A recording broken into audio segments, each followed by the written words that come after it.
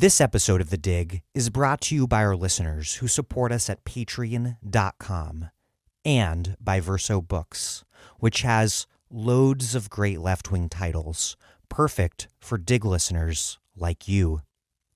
One that you might like is The Fight for the Soul of the Democratic Party, the enduring legacy of Henry Wallace's anti-fascist, anti-racist politics, by John Nichols. 75 years ago, Henry Wallace, then the Vice President of the United States, mounted a campaign about the danger of American fascism. As fighting in the European and Japanese theaters drew to a close, Wallace warned that the country might win the war and lose the peace, that the fascist threat the United States was battling abroad had a terrifying domestic variant, growing rapidly in power: wealthy corporatists and their allies in the media. Wallace's political vision, as well as his nomination to remain vice president, was sidelined by Democratic big city bosses and Southern segregationists. In the decades to come, other progressives would mount similar campaigns. As John Nichols chronicles in this book, they ultimately failed. But their efforts provide us with insights into the nature of the Democratic Party and strategic lessons for the likes of Bernie Sanders and Alexandria Ocasio-Cortez. The Fight for the Soul of the Democratic Party, the enduring legacy of Henry Wallace's anti-fascist, anti-racist politics, by John Nichols. Out now from Verso Books.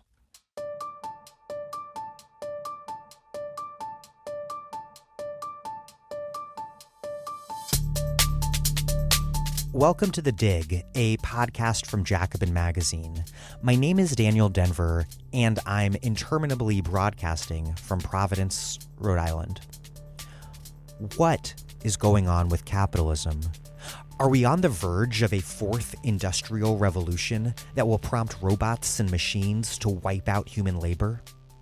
If so, is Universal Basic Income, or UBI, the tool to ensure that this becomes a dream instead of a nightmare? Given the huge divides in our politics, what does it mean that so many people of so many different ideological persuasions agree, in rough terms, on both the problem and its solution? My guest today is Aaron Benanav. He argues in two recent lengthy pieces in the New Left Review that automation theorists have misdiagnosed capitalism's malaise. Automation isn't destroying capitalist demand for labor, he argues. Instead, the problem is that capitalist growth is finding its limits.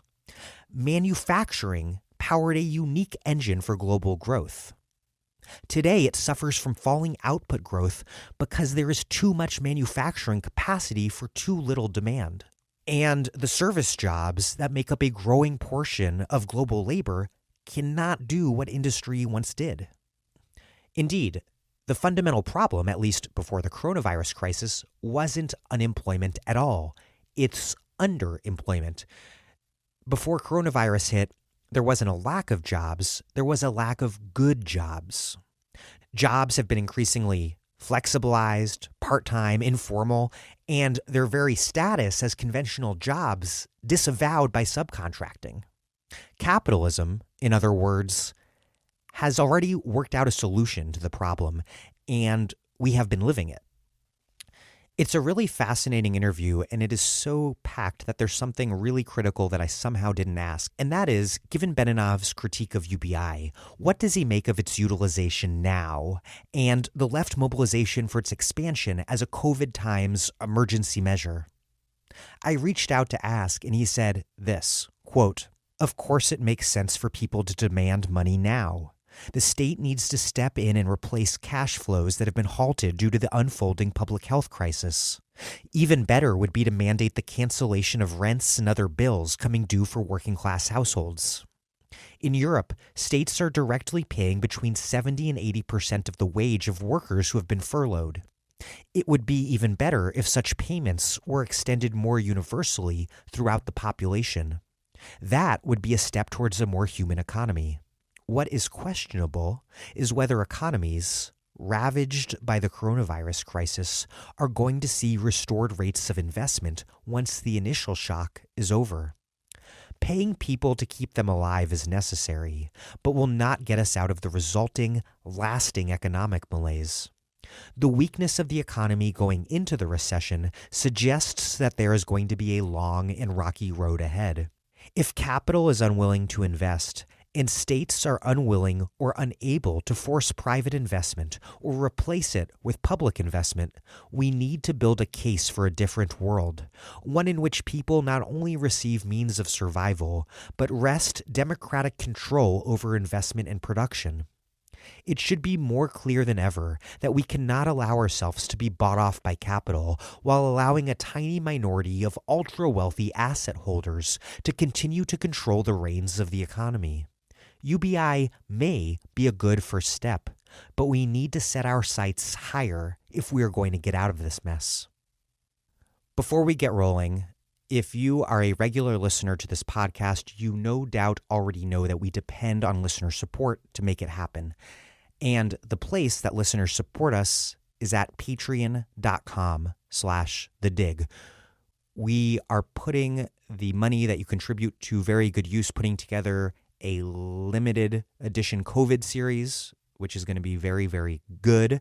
And we are also organizing listener-run book groups. You can find out more about both at thedigradio.com. But my purpose right now in mentioning those two things is to highlight that those two things cost money, which is where you come in. If you have a stable source of income and you can afford it, please contribute what you can at patreon.com/thedig. That's patreon.com/thedig. We also have a left-wing book or books to send you in the mail if you contribute at least $10 a month. Thanks. And here's Aaron Benanav, a professor in the social sciences division at the University of Chicago and a member of the EndNotes editorial collective. His first book, Automation and the Future of Work, is forthcoming from Verso in late 2020. I will link to his two New Left Review articles that we're discussing, Automation and the Future of Work, Parts 1 and 2, in the show notes.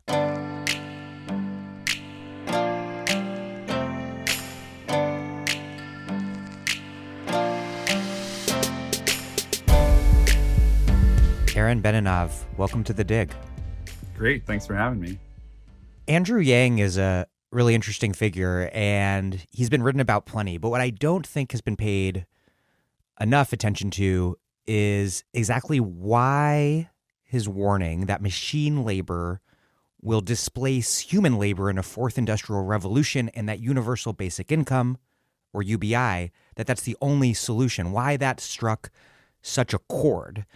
On the one hand, he had this maybe unprecedented national platform to spread automation discourse.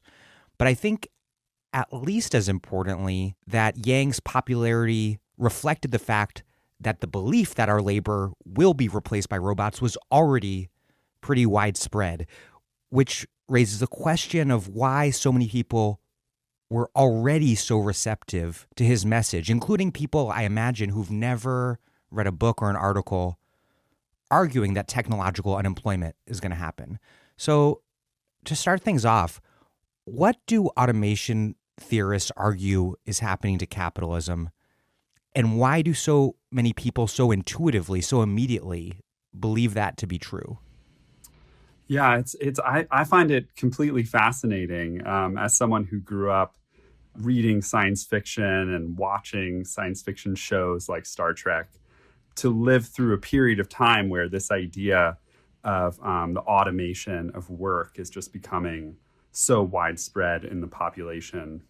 And I think that the explanation for that is just that, well, first of all, I think that it's important to recognize that it's one among a number of competing explanations for the phenomenon. I think there are other options available to people, but I think that the automation one strikes people so strongly because it presents a positive account of our future and of human possibility and capability. So among the available options, think, for example, of a kind of neo-Malthusian account that says that the real problem is just that there's so many people in the world and there's no possibility of feeding, housing, or employing all of them. Unlike that kind of discourse, which is very pessimistic, the automation discourse has a kind of positive, utopian, even Promethean account of human possibilities. And it seems to contain within it a very digestible notion of what we would have to do to overcome this problem.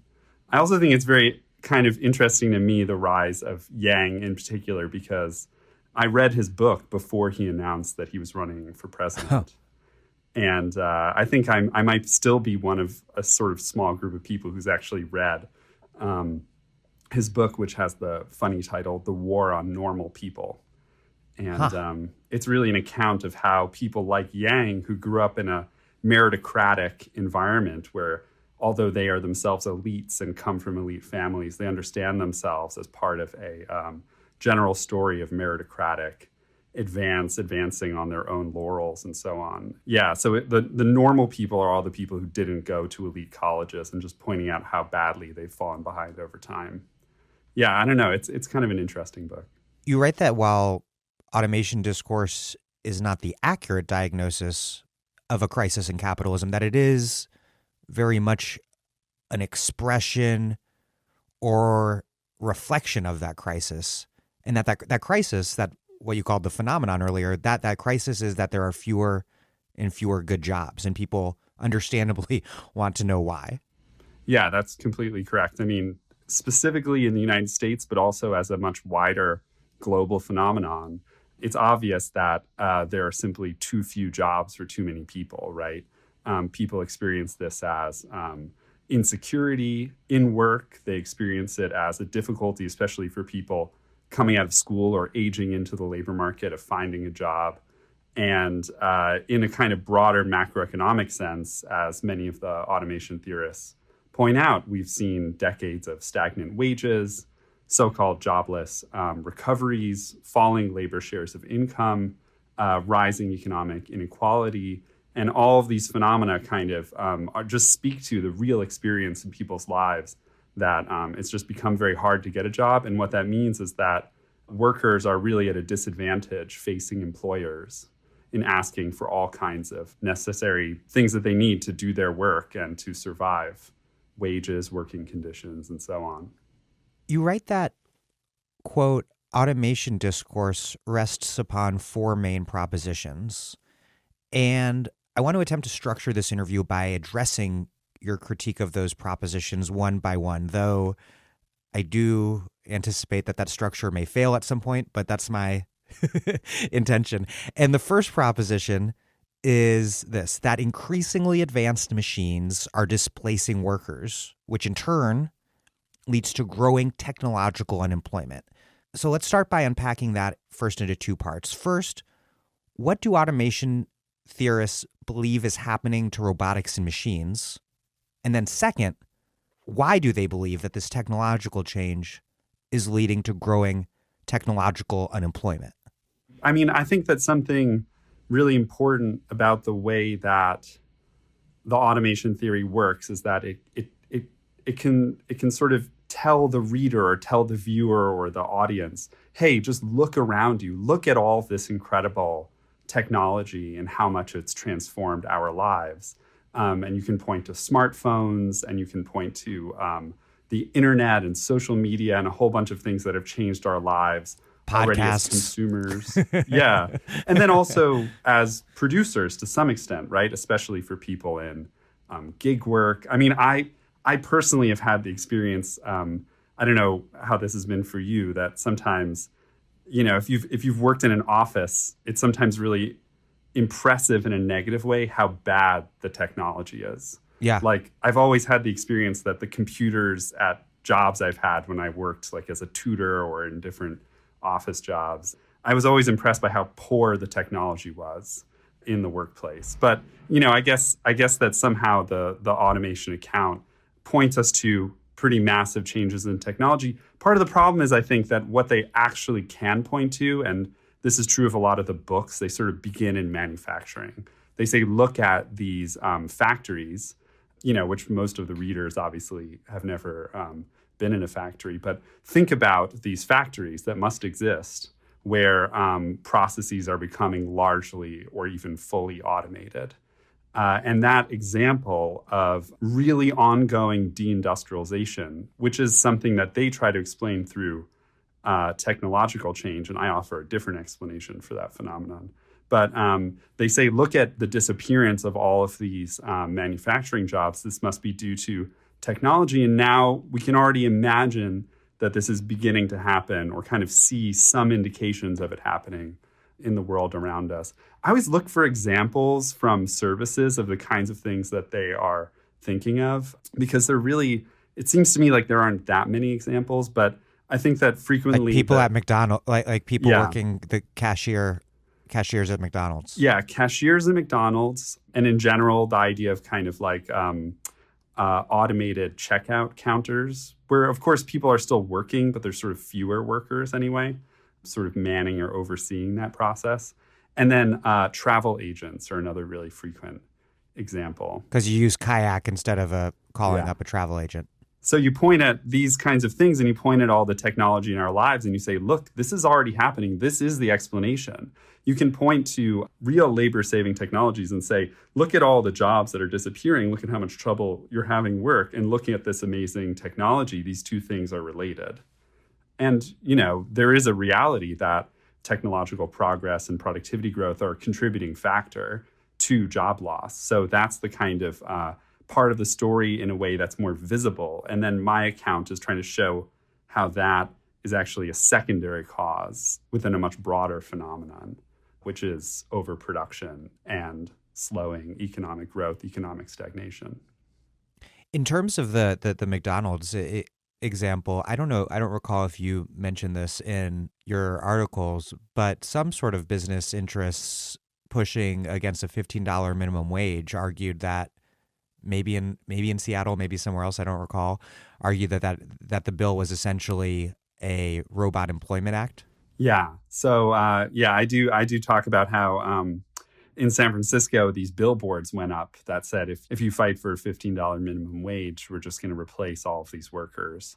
You know, it's funny because often in the Wall Street Journal they talk about Flippy, the burger flipping robot, which I don't know if that's been in use in any kind of major fast food operation. But obviously, the problem with this claim is that in many countries in the world, fast food companies do use touchscreens, and now they're using them increasingly also in like airports and in a few maybe locations around the United States. But in other countries, especially in Europe, you know, fast food workers are often better paid than in the US. So there is, of course, some kind of trade-off there, but we could live in an environment with touchscreens and have much better paid workers as they do in other countries. And you also write that someone did try to start a fully automated fast food place and it failed. Yeah. I mean, it's pretty obvious that you still need workers to do a lot of the actual work involved in restaurants and stuff like that. Automation theorist's second proposition is that, quote, we are on the verge of achieving a largely automated society in which nearly all work will be performed by self-moving machines and intelligent computers. How, in their vision, would full automation be achieved? What's the mechanism taking us from here to there? It's a beautiful image in a lot of ways, right? I mean, it's kind of alternately a dream and a nightmare to kind of imagine a science fiction world where it's really the case that all of these things that you want could come at the touch of a button. How exactly you get them in that world, I think that there's a number of different stories about that, right? One is advanced robotics. So it's a kind of move from industrial robotics into service sector robotics, whether that's in the form of machines, the Flippy, the machine flipping burger, or robots like cutting your hair. Often, at least in my kind of brief forays into this world, you see robots playing ping pong and stuff like that. I'm not exactly sure how that translates into a kind of marketable skill. There's, of course, sex robots. That's a frequent topic. Again, you know, in a big part of the gray economy, obviously. I'm not sure how successful that would be as an industry. But yeah, in any case, there's a story on the one hand about industrial robotics becoming service robotics. Then, of course, there's a second story about machine learning, which is actually a very specific technical strategy for solving problems and getting computers to be able to do tasks for which it's very difficult for human beings to describe a specific rule for those machines to follow. And then the third thing, which if you read the most recent kind of automation accounts by like Daniel Susskind, they kind of pull back from a lot of their claims and they kind of rely on the kind of holy grail, which is general artificial intelligence or artificial general intelligence. And that idea, of course, is that machines just become so smart and so capable of learning that they surpass human intelligence, and then they end up solving all of the problems for us. Well, this brings us to the core of your critique now that we've laid out sort of the first two premises of the automation theorists, which is your critique is that automation theorists miss a critical relationship between automation and employment, that there is a relationship, but that it's being widely misunderstood. And you write that what's really going on is that it's the level of output growth that is key in determining whether automation indeed leads to technological unemployment. So the key variable here, you write, is not technological change. It's sluggish output growth. And it's that sluggish output growth which in turn leads to falling demand for labor. You write that unemployment, quote, is taking place as the automation theorists expect, but not for the reasons they offer. This idea of automation is familiar immediately to anyone who's listening, but slow output growth is probably not. What is output? What is output growth? Why is it falling? And why do automation theorists mistakenly believe that increased productivity by way of technological change is the actual culprit?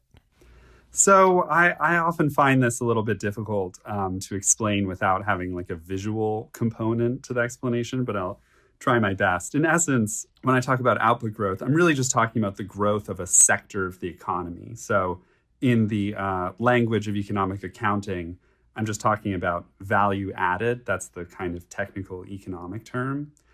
And I'm talking specifically about real value added. So like accounting for inflation, the change in the cost of money. But all of your listeners will know the concept of value added because value added for the economy as a whole is just called GDP. So when I talk about slowing growth of output in, for example, manufacturing or in the total economy, I'm really just talking about changes in the growth of GDP, as it were, in one industry or in the economy as a whole. And the idea that we've lived in an era of slowing economic growth is something that a number of authors have said. So my own advisor, when I was a graduate student, professor of economic history at UCLA, Robert Brenner, he made this argument starting in the late 90s in a book called The Economics of Global Turbulence, and then in a number of other books after that. And then more recently, there's been a big debate and a kind of interest within the mainstream economics profession because Larry Summers put forward this argument of secular stagnation, which is a kind of Keynesian way of expressing a similar problem, although explaining it a little bit differently. There's also Japanification. Yeah, and Japanification is another way of talking about it that's sort of more common in the financial press, like the Financial Times.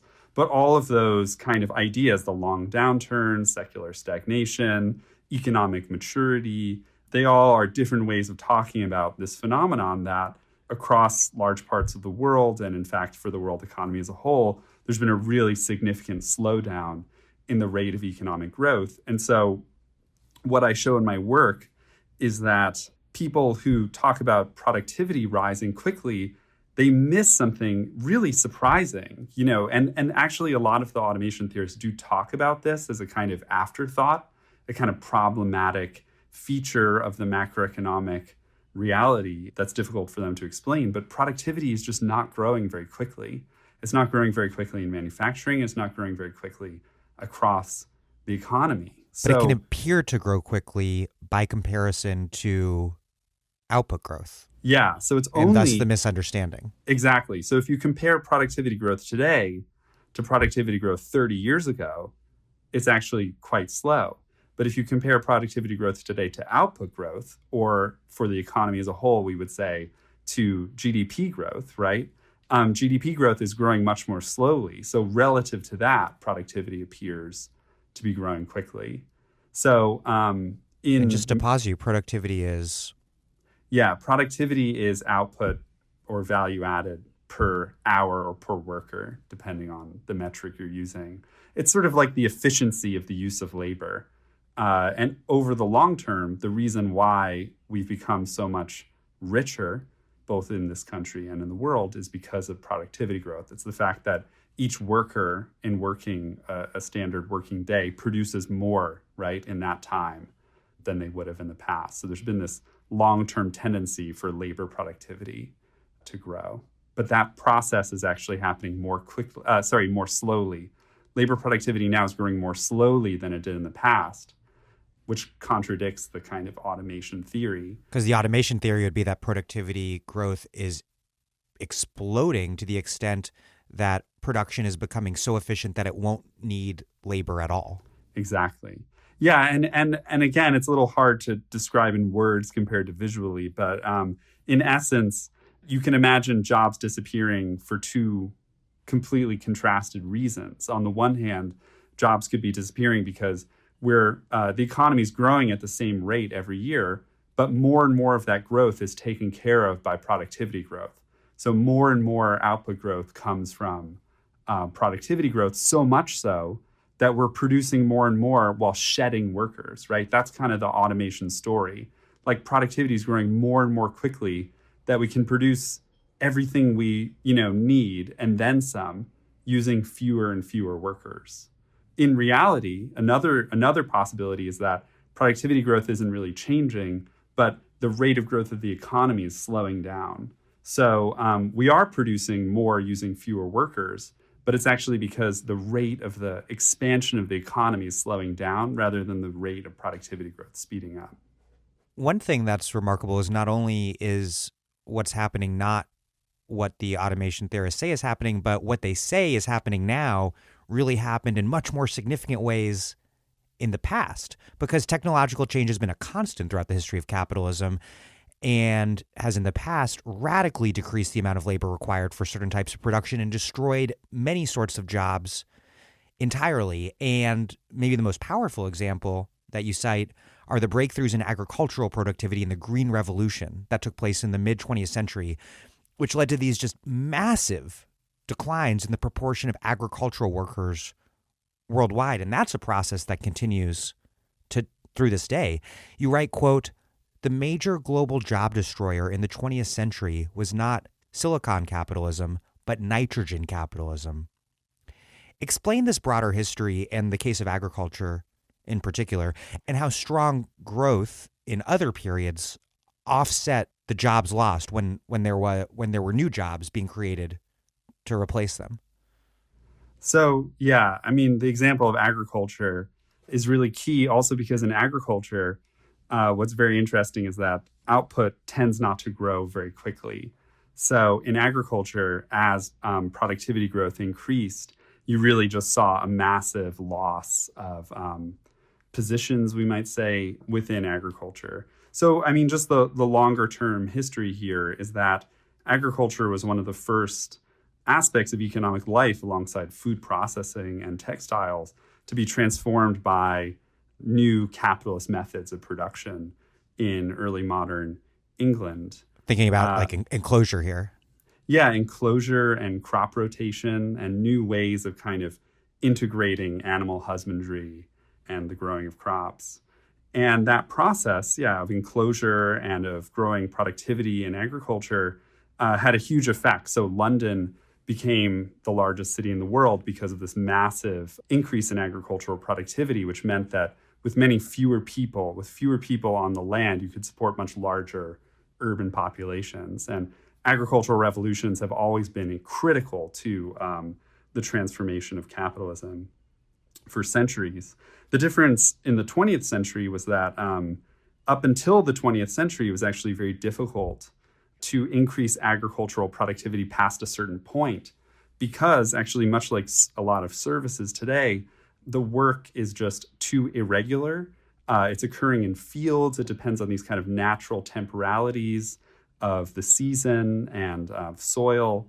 In the 20th century, these massive changes in agricultural production, particularly through the Haber-Bosch process and the capacity to produce synthetic forms of fertilizer, as well as the motorization and mechanization of farming implements, resulted in a massive increase in agricultural land and labor productivity levels. And it just resulted in this massive sloughing off of agricultural employment. It's a funny point because Adam Tooze actually provided a little correction to my line there that you quoted about silicon capitalism and nitrogen capitalism, because he pointed out that many of the people who lost their livelihoods in agriculture, they didn't exactly have jobs, right? They were peasants. Right. And the transformations of the world that took place in the course of the 20th century, many of them, of course, involving a lot of state violence, right? Especially in the Soviet Union and other places, that process actually forced people often to get jobs for the first time in their lives, to seek out a different kind of employment relation than the one they'd had previously. But the sum total effect of that was to increase the number of people globally who needed to work in order to survive. And that's something that's really different about the period that we live in. All around the world, so many people need to find work. They're so dependent on markets in order to live. They have to earn some kind of wage income or labor income in order to live. And that's made this kind of reality that there's so few jobs for so many people has a much greater effect globally, because so many people now have been proletarianized.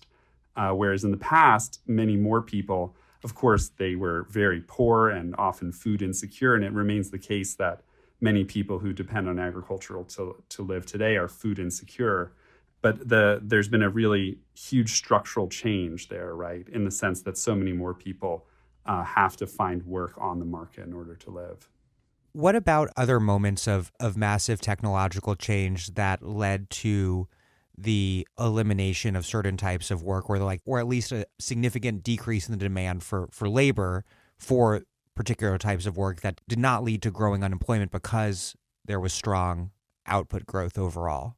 Yeah. So I think that there's a certain kind of, I feel like in these conversations, people often talk about the Luddite fallacy, which is the fact that in the past, there's been massive technological change that's destroyed a lot of jobs, but there's always been jobs to replace them. And so my story is a certain kind of intervention into that debate to point out that new jobs are really not being created in such great volumes to replace the ones being lost, just because of this process of slowing down economies and stagnating economies. But in the past, it really is true that there was a much greater churning of jobs. So there were huge numbers of jobs being destroyed all the time, not only in agriculture, in domestic service and domestic industry, and in a whole range of industrial positions and service positions that have all disappeared. I don't know if one ever reads a kind of Dickens novel or something from the 19th century, there's all these jobs. You have to look up what they mean because you have no idea what those specific employments are referring to. Jobs are constantly being destroyed. The economy depends on this engine of growth to create new jobs to replace those that are being destroyed. And so really the capacity of the economy to create jobs, it depends less on you might say it depends both on the rate of job destruction and the rate of job creation. And what I'm claiming is that the real story here is a slowdown in the rate of job creation, not due, as the automation theorists believe, to a rapid rate of technological change in all these new industries, but really just because the economy is not growing very quickly. Yeah, and in fact, you write that during the heyday of the post-war economic and manufacturing boom, that, quote, manufacturing employment, in fact, grew most rapidly in those lines where technical innovation was happening at the fastest pace, because it was in those lines that prices fell the fastest, stoking the growth of demand for the products. And you write that the automation theorist argument as a whole is premised on the idea that what happened to manufacturing with automation will happen to services. But then you note that to appraise that argument, we have to first understand what indeed has happened to manufacturing. So where did manufacturing jobs go if the machines didn't take them away? Yeah, I think that quote you read, I mean, you can just think obviously of automobiles, right? I mean, that would be a key example of an industry, or other kinds of consumer durables as well, where prices were just falling so quickly based on productivity growth that it created this massive consumer market for all of these different kinds of goods that people describe retrospectively as a kind of era of Fordism and mass production, right?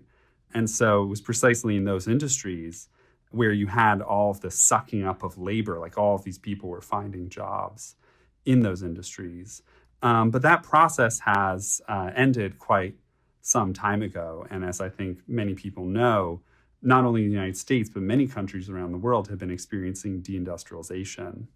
Now, the meaning of the term deindustrialization, it's sort of, there's a gap between the kind of folk or common understanding of what that might mean and the kind of more scholarly literature around the topic. So the kind of common or folk understanding of what deindustrialization would mean is simply just closing shops, right? Like factories closing down.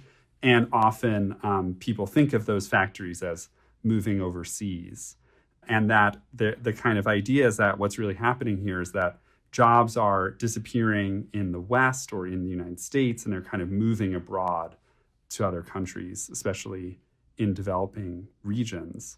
And, you know, it's a little bit complicated here, and I won't kind of bore you with all the details, but of course it is true that the United States has this massive trade deficit.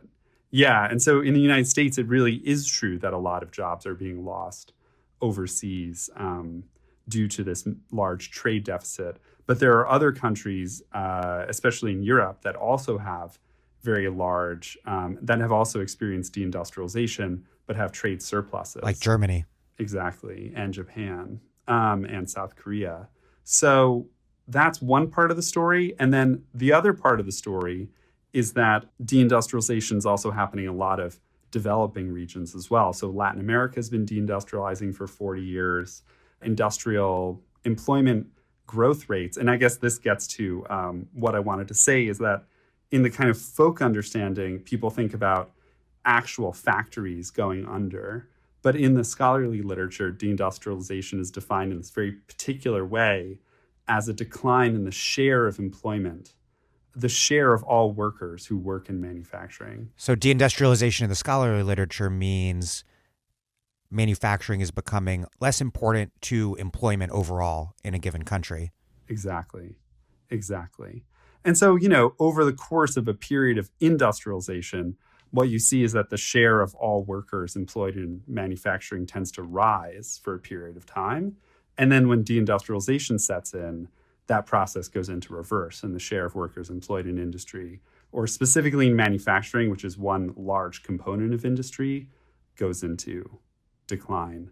And that's happening not only in countries like the United States and Germany and Japan, but also in South Korea, in Brazil, Mexico, and also in many countries that just never industrialized in the first place, right? In sub-Saharan Africa and in Southeast Asia, and in fact in India as well, there are countries, or in South Asia as well, there are many countries that just never saw industrialization.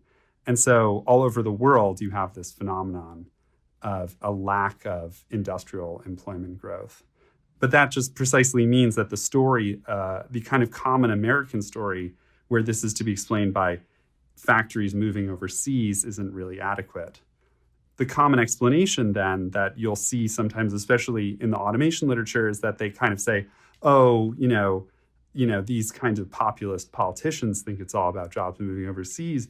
But we really know that actually what's happening here is that productivity growth is the explanation for industrial job loss. And that's the story that really fits with the automation account, to say, no, it's not jobs moving overseas. It's not going to be solved by tariff barriers. In fact, the true explanation is that industrial productivity growth over the long term is causing all these jobs to disappear. And my account is saying, no, actually, if you look at industrial productivity statistics, you'll see that there really isn't rapid growth in industrial productivity. And here I could talk a little bit about some weirdnesses in the American statistics numbers for manufacturing. In essence, the numbers in America are kind of are very significantly and weirdly overinflated due to something that any, computer literate person would understand, which is that for a very long time in America, in the statistical world, they treated the improvement in processor speeds as being equivalent to the production of more and more computers. But, anyone who's worked with technology knows that the age in which you could speak of rapid processor speeds kind of improving everything about our use of computers, that obviously isn't true any longer. And so the numbers in the United States are kind of overinflated due to this. But if you subtract out specifically the sort of microprocessor component of industry and look at the other sectors of industry that don't have this strange statistical feature, you can see that manufacturing productivity has actually fallen in the United States, and that maps onto what's happening in other countries like Germany and Japan, which actually have, and South Korea, which use many more robots than American factories do. There's kind of an impression of American factories as being highly roboticized, but the statistics that come from this International Robotics Federation show that the United States is actually pretty far behind other advanced countries in adopting robotics. In any case, all over the advanced capitalist world, what we see is falling rates of productivity growth. And so the reason why jobs are disappearing, we really need to look at this other explanation, which is just that industrial output growth, or industrial value added in real terms, has been growing more and more slowly over time. And in order to explain why industry is suffering from this problem, that they just aren't able to expand at the rapid clip that they used to expand at, we need an alternative explanation. And that's worsening overcapacity. Yeah. So I take this explanation again from my advisor when I was a graduate student, Robert Brenner, which is that essentially over time, I mean, one could go back a little bit further in the history here. Maybe I should do that. Please. Yeah. So in the immediate post-war era, the U.S. advance over all of its competitors was really incredible. U.S. productivity, I think, was more than double in manufacturing, and I think generally productivity levels across Europe. And so the U.S. had this, huge kind of technological advance over its competitors, and the question was what it was going to do with this. Initially, the proposal during the war was by Henry Morgenthau, was to reduce Germany to an agricultural country and to remove its technological and manufacturing capacity. But in the face of the Cold War, which was sort of ramping up, and also a number of other factors that had to do with the incapacity of the United States to restore free trade under these conditions of very persistent trade imbalances in the early post-war period, the U.S. decided to engage in a project of pushing for Germany, and then also, and a little bit later, Japan, to become industrial regional powerhouses, to integrate their regional economies and to kind of move under the U.S. security umbrella within the context of the Cold War. And so this process, which depended really crucially on the devaluation of German and Japanese currencies in 1949, as well as currencies across Europe. In that moment in 1949, when the value of those currencies fell, the reason they did that was to improve the competitiveness of European and then also Japanese products in other countries. So I don't know how obvious this is, but in essence, if you make the German mark, which was the currency at that time, if you devalue the mark, then it means that German products are much more affordable in third countries compared to, say, U.S. products. Does that make sense? Yeah. If a country's currency is worth less and their products are cheaper on the world market vis-a-vis other currencies that people are buying them with. Exactly. And so in doing that, they created these conditions for the emergence of these European and Japanese powerhouse economies. And that gave rise, was an essential component of the post-war boom, when there really was dramatic and rapid economic growth worldwide. A sort of side note about that is that those devaluations came at the expense of working class buying power in those countries. So devaluing the Japanese currency or devaluing the German currency meant that workers in those countries had much less buying power themselves. And there were massive protests against that. Those governments put down those protests, and that was part of a story of how the left got washed out of power in the early post-war period and set up a very conservative 1950s and early 60s. But the effect of doing that was to create this massive boost to their economies, and they rapidly reindustrialized, and Europe more broadly, especially Italy and some other countries, saw really rapid industrialization in that era. But in doing so, they created the conditions that ended up undermining the post-war boom. So the idea is that the post-war boom was actually a self-undermining process precisely by spreading industrial capacity all around the world, which was really a new thing for an imperial power to do, right? To kind of create and stoke the expansion of its own competitors. And over time, that just created a much more crowded world market. And it isn't only that countries like Germany and Japan began to compete pretty readily with the United States on world markets. Starting in the mid-1960s, German and Japanese goods really flooded into the United States and started competing in the previously impenetrable U.S. domestic market. And this is similar to the late Judith Stein's argument that the U.S. traded its manufacturing power for the U.S.-led global security order. Exactly. Yeah. And I think that what happened then in the 1960s is that a lot of U.S. firms kind of realizing that compared with undervalued currencies and cheaper labor and very high-end or kind of ever more productive overseas competitors, their technological frontier advantages, the fact that they had the most advanced factories in the world, that no longer provided a kind of easy or permanent advantage, right, in global markets.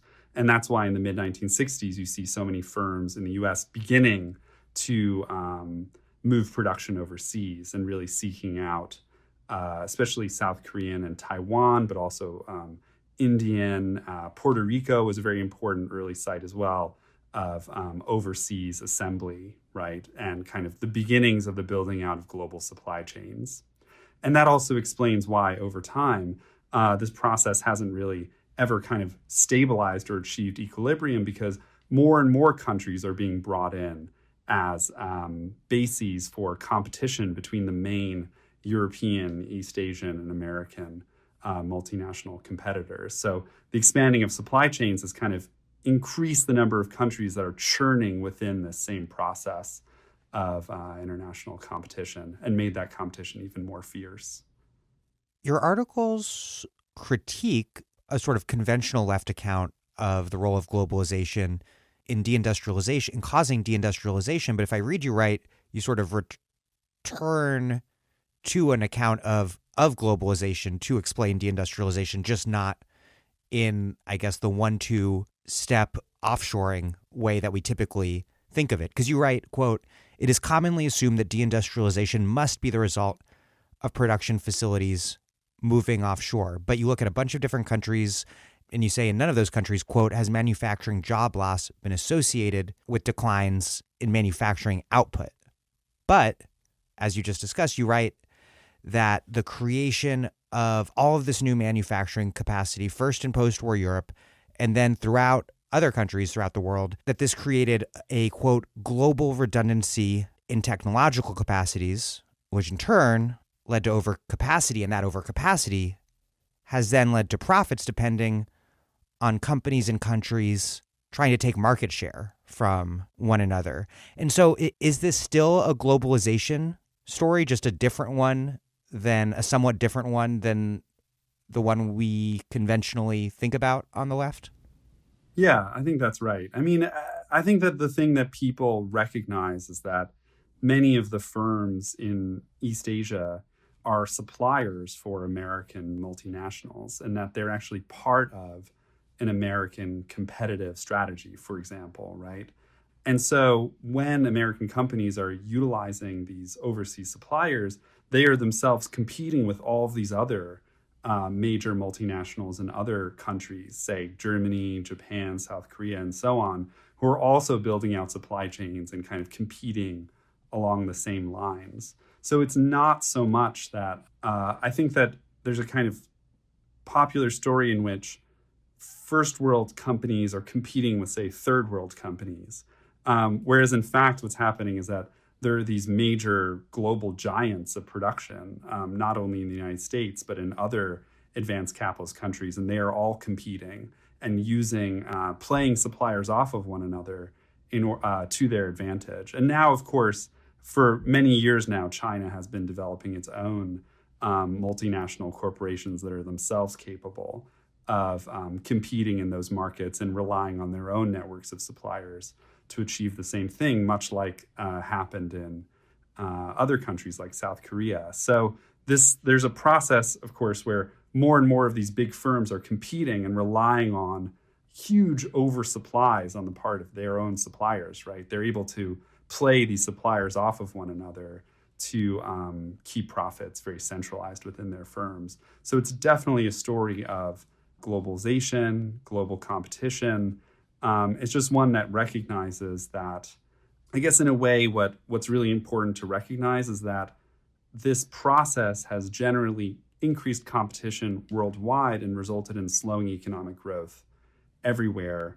That kind of contrasts, I think, with a story that maybe focuses more on inequality alone and sort of says that there are some firms that are doing really well and that all of the workers are suffering. That's totally true, but it kind of misses the larger system-wide story, right, of slowdown. I think globalization, I guess what I'm trying to say is that oftentimes globalization is associated in many people's minds with a kind of dynamism at the expense of workers.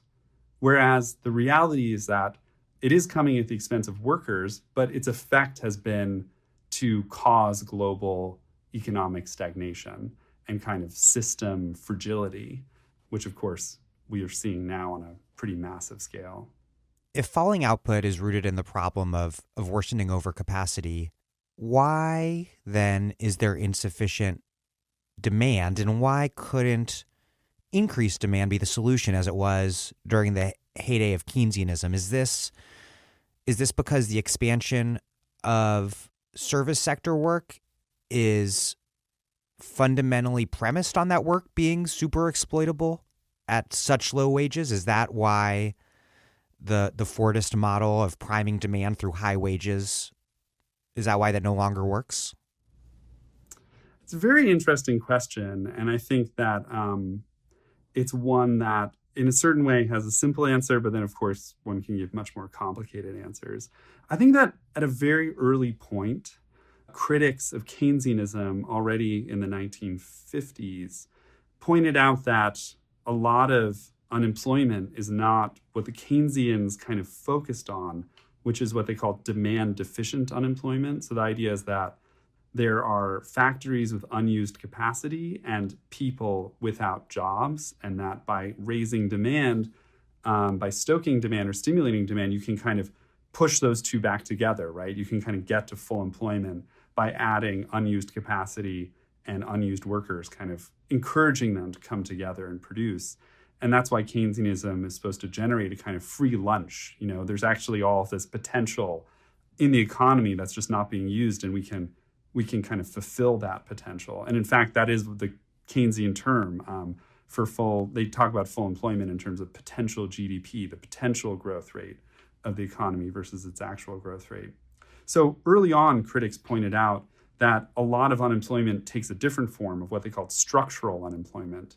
So what they meant by that was that the kinds of the people were losing jobs in industries that just weren't going to grow. It wasn't that there was unused capacity there. It's that jobs were simply disappearing because those industries didn't need as many workers to produce what they were producing.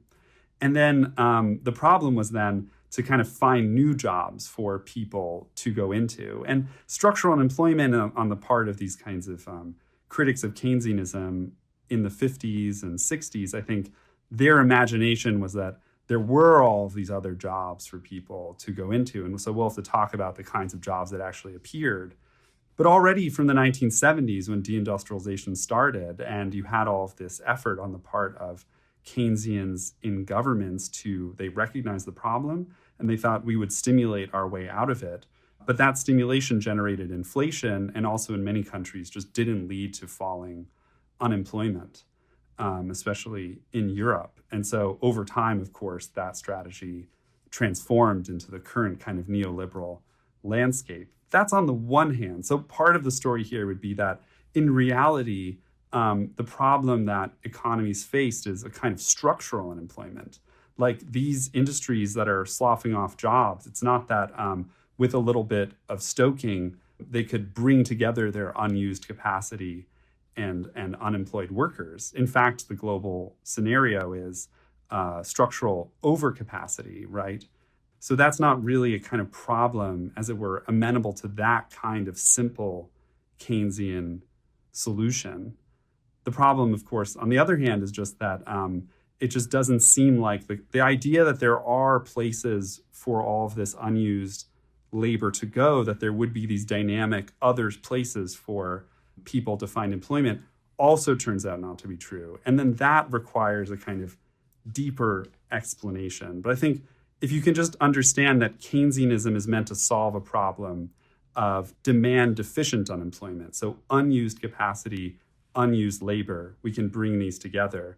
If the problem is overcapacity and structural unemployment, that's a much more difficult problem for Keynesians to solve. And I think that the Keynesian story that kind of makes sense is that there was this effort that continued essentially in what Robert Brenner has called private Keynesianism or asset price Keynesianism. There was this idea, for example, Alan Greenspan had that by stoking kind of actually bubbles in computer technologies, and then later, of course, in stoking a housing bubble, you would kind of create this frothy environment that would create the credit conditions for capital to switch into these dynamic new lines that are supposed to be opening up. But we've seen time and time again that simply doesn't happen, right? But instead, it's a closed financialization loop that occasionally slips out of control and blows everything else up. Mm-hmm. Yeah. Because you write that the financialization is the flip side of this low growth, low demand for labor dynamic, because capital goes, quote, chasing returns to the ownership of relatively liquid assets rather than investment in new fixed capital. Yeah. So that's kind of what has to be explained, right? There's just so much capital and so much unused labor and so much difficulty bringing them together. And it seems like the explanation, or my account of the explanation, is just that the kinds of jobs that are available, like in the era of deindustrialization and the unwinding of the industrial growth engine, what we find is that industry was actually pretty specific in being amenable to really rapid increases in productivity. That whole story that you mentioned before, where rapidly rising productivity leads to falling prices, leads to this massive expansion in consumer demand, leads to growing employment. There's a kind of virtuous cycle that is potentially part of the industrialization process. And that cycle turns out not to be, as it were, a kind of general feature of capitalist economies, but one that's more specific to the era of industrialization. So once industrialization runs down, what we're left with is a very different dynamic, one that, in my view, is best described by an economist who I think people on the left tend not to know that much about, because he certainly wasn't a left-wing economist. He's still alive and writing books. William Baumol, who had this theory of the cost disease, which in my view explains a lot of the remaining kind of employment growth in the economy. In essence, the Baumol cost disease theory is just that you can kind of look at you can arrange sectors of the economy in terms of those that experience high productivity growth and those that experience low productivity growth. Most services are in that latter category of being low productivity growth economic activities. And the obvious reason for this is that in services, it's just proven very difficult to replace people with machines. In fact, over the long history of industrial development, a lot of what industry consists of is taking jobs that used to be done by someone you'd hire, for example, not someone that, working class people would hire, but people would hire, rich people would hire carriage drivers or people to wash their dishes and all of these kinds of things. And a big part of industrialization is finding mechanical replacements for service activities. The car, the dishwasher. Exactly. And so over time, many of these kinds of services have been transformed into what another economist named Jonathan Gershuni, he called it self-service goods. So instead of purchasing a service, you purchase a good that allows you to do the service yourself with much less work, like the dishwasher or the car that you named before. And what this means is that the activities that haven't gone through this process of industrialization and industrial transformation, the ones that remain, are precisely the ones that have proven resistant to this kind of major increase in, or kind of not just a major one-time increase in productivity, but a transformation in what that work looks like that makes it amenable to continuous increases in productivity, which is precisely what we see in the long era of industrialization. So it's precisely because these service jobs that are growing so much everywhere, precisely for the same reasons that they're so hard to automate out of existence, that they have not, as you write, quote, replaced industry as a major economic growth engine. Yeah, they can't. Exactly. And so the fact that these activities tend to have very low rates of productivity growth also explains another feature of that work, which I think is very obvious to anyone who's worked in the low-wage service sector, which is that precisely because it's very difficult to reduce the price of those services that are being sold on the market, because productivity is growing so slowly, you don't get this dynamic where prices fall. In fact, the tendency in services is for prices to rise, and that's what gives name to the so-called Baumol cost disease, is the fact that services actually appear to become ever more expensive over time, because compared to other activities that are seeing their prices fall, services tend not to have that dynamic. So let me see if there's an easy way to say that. It's sort of like the reality of what's happening is everything else is getting cheaper and cheaper. But the way that appears to us as consumers is that services are getting more and more expensive. Does that make sense? No. Like the price of a hospital bed. Or another way to say it is, in a generally inflationary environment, the rate of price change in a lot of services is just going to be much faster than the rate of price change in other activities. So cars, you might not be able to buy a car for cheaper and cheaper and cheaper, but the price of cars grows at a very slow rate, whereas the price of a hospital bed or an education or the famous example is like a seat in an opera hall or in a symphony. Those things become ever more expensive over time because there's basically been no increase in labor productivity in most of those activities. In fact, as anyone knows who's worked as a teacher, teaching more students per hour tends to really depend on lower quality of education, right? Like people want to be in environments where, like the US News and World Statistic or US News and World Report kind of college statistics, they talk about a good school as being a school with very few students per teacher, right? It's like the opposite of the idea of industrial productivity growth. You want to have a higher quality of education is associated with teachers teaching fewer students rather than more. Does that make sense? Yeah, but then you also argue at the same time that services become cheaper for wealthy people to consume relative to their income because of exploding inequality, whereby with growing inequality, it, quote, begins to make sense for richer households to hire the poor to perform tasks they would otherwise do for themselves, solely because of the extreme difference in the price of their respective labors. Yeah, I think that was beautifully depicted in the Oscar-winning film Parasite, right? Yeah.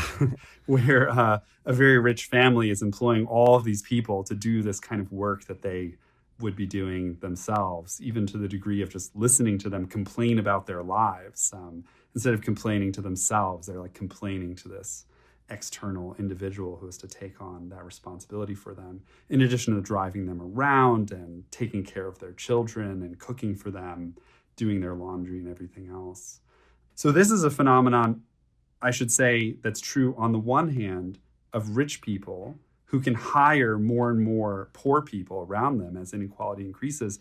It's also a feature, it should be said, of the economy in general, that you have all of these jobs where, in order to provide a service at a lower price and increase the demand for that service, employers rely on their ability to find workers to super exploit, in the sense of being able to pay them lower than average wages. So you have whole sectors of the economy, like Walmart, of course, is the kind of go-to example of this for a very long time, where the Walmart's ability to capture all of this market share has depended on their capacity to really squeeze their workforce as much as possible down to the penny, right? And to pay them very low rates. And so what we see in a lot of services is that, and this also, it's very interesting because it all depends on countries' labor laws. A lot of European countries have stricter laws around being able to hire particularly low-wage workers, although those protections have been eroded over time, and I could talk a little bit about those institutional differences.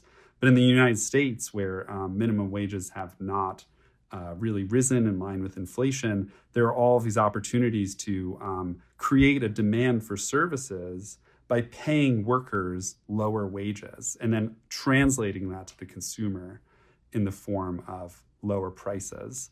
So you have a whole economy that's kind of creating space for workers through this low-wage involutionary dynamic. And that experience in the United States is replicated all around the world in formal sector, which employs very large, and in some contexts, the majority of workers in many countries are employed in informal activities where they rely, as Mike Davis pointed out in The Planet of Slums, on the similar involutionary dynamic where people are able to make space for themselves in markets by agreeing to take lower and lower wages to self-exploit in order to create a demand for their services. So that's not something that William Baumol talks about, but I think that the Baumol analysis of the cost disease and the tendency of services to have very low productivity growth helps us understand in a kind of separate account, why services have become such a choice site for this form of involutionary underemployment, where jobs are created by lowering the wages of the workers who take them. And that sets us up nicely for the automation theorists' third proposition, which is that this full automation of society that they see coming around the bend, quote, should entail humanity's collective liberation from toil, but because we live in a society where most people must work in order to live, this dream may well turn out to be a nightmare. You write that this is not either what's happening or what's going to happen because, in fact, capitalism already has a response to this crisis in falling output and declining demand for labor, and that is not the mass unemployment envisioned by automation theorists, but rather what we see right now, which is mass underemployment, the mass precarization of labor. Why is this what happens, that we see more flexibilized and less stable employment rather than more unemployment? So that, yeah. And of course, I mean, we have to modify this, and we should talk a little bit, I hope, later on about COVID-19 and the recession we're in, because this is, part of this dynamic. But up until 2019 or up until 2020, what we definitely saw is that the reality is already existing mass underemployment around the world. And the obvious reason for this is that people just have to work in order to survive. And as I mentioned before, due to the industrialization of agriculture and a number of other dynamics, we live in a world, demographic ones as well, we live in a world where a very large part of humanity really needs to find some kind of labor-based income in order to survive. And that's also part of the global competition story, right? Because as we know, suppliers depend on all of these people needing jobs in order to provide low-wage work all around the world. And so I like this line from Mike Davis, again from Planet of Slums, which had a big influence over me and my work when it came out, which is that he says that the late capitalist triage of humanity has already taken place.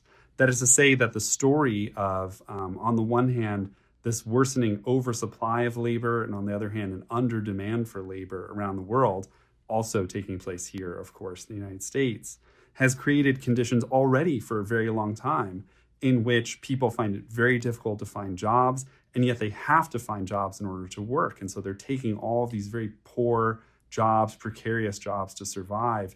That reality already exists. And then it's one that I think part of why the automation theory seems to make so much sense is that the automation theorists can just point to an already existing reality and say, see, this is what's going to happen. This reality that already exists is somehow going to be the future that we will experience. And I think that's a very powerful evidence for their case that turns out, when you think about it for a moment, obviously not to be true. That is to say that the already existing problem of underemployment all around the world cannot be explained by a future technological breakthrough that hasn't yet taken place. I'm Aziz Rana, and you're listening to The Dig, a great place for analysis about where we are, how we got here, and what can be done. It's my favorite podcast, and you can support it at patreon.com. This episode of The Dig was brought to you by our listeners at patreon.com and by Haymarket Books, which is hosting a series of events regarding the political response to the coronavirus crisis that might be perfect for Dig listeners like you. The coronavirus crisis, like all others, is unevenly felt. Those at the receiving end of exploitation and oppression under conditions of capitalist normality also bear the brunt of social, economic, and health impacts of the virus. Haymarket Books is determined to offer a political response to the crisis, believing that their mission to support struggles for social and economic justice is more vital than ever. In collaboration with their authors and a range of partners, Haymarket is organizing an ongoing series of events to allow us to respond both to the coronavirus crisis itself and to maintain our collective political, cultural, and social life in a manner that fosters struggle, solidarity, and debate. Sign up for scheduled events over at the Haymarket Books YouTube channel to make sure that you don't miss future events. On the global level, as we've discussed, deindustrialization first hit early industrializers like the US, Europe, Japan, beginning in the 60s. Then it hit and is continuing to hit middle and low-income countries before they ever fully industrialized or even industrialized at all. What does this reveal about the commonplace ideas that underpin the whole idea of development, that countries advance up from agriculture to industry and then finally arrive at services? And what does it instead show about how the world system has actually always operated and where it seems to be heading? That's a great question. I mean, I think the obvious point is just that development, in the sense of catching up to the leaders in the capitalist economy, right? In that kind of we could talk more broadly about what the meaning of development would be in a different world, right? But I think that part of the problem, obviously, is that sometimes those two things are, it's suggested that development in the kind of human sense and development in the sense of catching up to the leaders in the capitalist world are equivalent. In fact, the countries that have done best in catching up to the leaders have been ones that have, like catch-up countries like South Korea, for example, and Taiwan have had to have, authoritarian governments really suppressing the wage growth in their own populations in order to undertake this. Or even just look at the long-running wage suppression in Germany. Exactly. Yeah. So development, in the sense of catch up, is something that is a sort of often imposed on populations, and is very trying. Also, historically, it's involved being willing to take on incredibly polluting and destructive industries. So in East Asia, not only did they take on, people often refer to the way that labor-intensive industries moved to those areas, but another kind of thing that moved there was highly polluting and health-destructive chemical industries and artificial additives and so on. And so this, in any case, this process of development has been incredibly difficult to achieve. It's been achieved by very few countries. Those countries have had real assistance from the United States because they were countries that, like Japan, South Korea, and Taiwan, were part of a US Cold War strategy. They're also, one could talk about this at length. They're also very interestingly countries that Japan, South Korea, and Taiwan, and then later China, but those first three in particular, Japan, South Korea, and Taiwan, were countries that under US pressure undertook truly radical land reform in the early post-war period. They had the most radical land reform of any non-socialist revolution country. We'll make you do it under military rule, and we'll overthrow your government with our with our national security state if you do it, depending on the moment and context.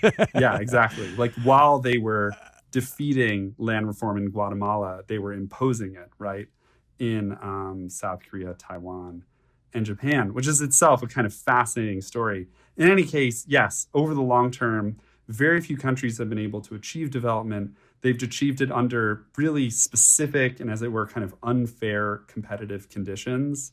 And the idea that countries just that development is somehow built in, or that if countries just adopt the right mix of institutions, that ends up often being a way of describing it as their own fault for failing to adopt these institutions.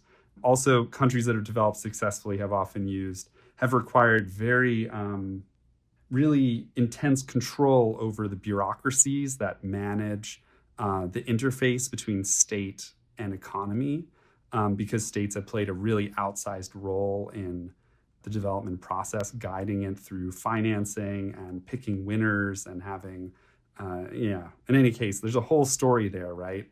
But the thing is that one might say, even given all of these specifics about the development process, which we can't go into in detail, in general, it's easier for countries to develop when the whole world economy is growing very quickly. So during the post-war boom era, which was a big boom for Europe and Japan and the United States as well, the generally very high growth world conditions created space for all different kinds of countries to expand, even if it was only through exporting raw materials and agricultural goods to these industrial powerhouses. There was a kind of broader environment that allowed for more industrial development. What we've seen since the 1970s is that as the world economy has become ever more competitive and as growth rates have slowed down, space for development has also really closed down. And then on top of that, in the context of the third world debt crisis in 1982, truly development destructive policies were imposed over large parts of the world that made them suffer even more under these conditions of hyper competition and increasing global instability. So to what degree is in your account, would the transition from import to substitution industrialization in the global South to the Washington Consensus be explained as part of a more political story of neoliberal reaction? And to what degree, though, would it be explained as determined by this growing problem of overcapacity? Well, that's a great question, and one that I wrote about in my dissertation, which eventually I will also publish as a verso book. But let me see if I can give you a quick summary answer, because I do think that story is generally kind of talked about in a way that I would disagree with in the kind of general left discourse. So the standard story, I guess, is that up until the third world debt crisis in the 1980s, countries were using import substitution strategies. They had a kind of model which they took from the first world about how to develop, where they threw up tariff barriers, promoted certain industries, and they were doing this successful, internally focused development strategy until the third world debt crisis and IMF-imposed structural adjustment forced them to transition to an export-led model, which variously failed, made them open to major exploitation by US and other multinational corporations, and or sort of imposed on them deindustrialization, kind of returned them to focusing on agricultural or raw material production. So the issue with that story is that it was already the case that import substitution industrialization started to go into crisis earlier in the post-war era. So it was already the case by the early 1960s or mid-1960s that this strategy of exporting agricultural goods in order to increase your own internal industrial capacities, that strategy was already running into crisis much earlier than people understand. And so if we look at the share of exports in a country like Brazil or Mexico or Indonesia or Thailand or wherever in the world, if we look at the share of their exports that are agricultural goods, the shift really takes place much earlier. It starts taking place in the mid-1960s. There's a wave of coups across the world, often military governments taking power in the 1960s. And those governments use their tight control over politics to impose devaluations on developing country currencies. And they actually try to repeat, in a way, with much fewer resources, the kind of strategy of export-led development already starting at that point. So the reality is that a lot of developing countries are already trying to do this export-led model. They're tying themselves into these US supply chains, which are, as I said before, already expanding from the mid-1960s. So countries are trying to get in on that. And it's precisely the turbulence and kind of dramatic slowdowns that take place in the 1970s around industrial growth globally that eventually end up detonating the third world debt crisis. And that lead them to, so in other words, it's the pre-existing contradictions in the ISI model that lead third world countries to take on so much petrodollar fueled debt in the first place. Yeah. I mean, and in fact, as we were talking about before with the Green Revolution, a lot of these industrialization of agriculture just results as, there's this Prebisch Singer hypothesis or the structuralist or dependency theory. The basis of it is that the prices of agricultural goods in world markets tend to fall much more quickly than industrial goods. So agricultural exporting countries have to export more and more agricultural goods or raw materials in order to import the industrial goods that are being produced by first world countries. That process already, generates a kind of a crisis of ISI in the 1960s. So those countries are already trying to do export industrialization earlier. Yeah, and then the difficulty of doing that and the attempt to use petrodollars to fuel a continuation of this export-led strategy begins to falter when the capacity of those countries in the third world, those industrializing countries, their capacity to export to the first world gets really cut off in 1979 after the Volcker shock and the big recession. So the problem with IMF structural adjustment is that it imposes a really bad set of development strategies on third world countries that are incredibly punishing to their populations and open them up to markets precisely at a time when market dependence is becoming ever more unstable and generating less growth. But in a way, that story has to be kind of placed properly within the larger global context, which is that the whole world economy is growing more slowly and the economy is becoming ever more competitive, and very few countries that are doing well in that context for very specific reasons, like in East Asia and then later China, are able to outcompete all of these other countries in the developing world. So developments become much more difficult to achieve precisely because of this hyper-competitive global environment. And the structural adjustment process made that worse, but it intervened in an already bad global environment. Does that make sense? Yeah, what your account really emphasized for me, although this is not a main focus, at least in the NLR articles, that the global South can't simply replicate the global North for all these structural reasons, and that one of those structural reasons, I think, is the diachronic reason that's sort of the basis of your argument, that there's this over time, this change that makes growth slow.